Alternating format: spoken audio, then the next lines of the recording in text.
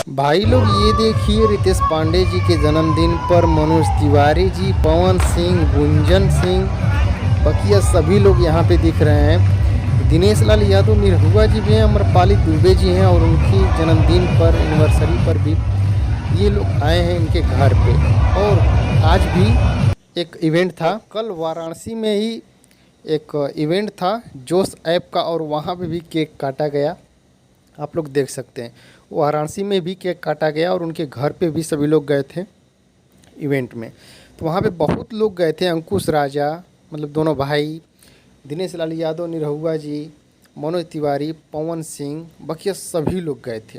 बाकी आप लोग कमेंट बॉक्स में ज़रूर बताइएगा कौन कौन गए थे। अगर आप लोग देखे होंगे, अगर वहाँ गए होंगे तो आप लोग ज़रूर बताइएगा कि और कौन कौन थे वहाँ पे।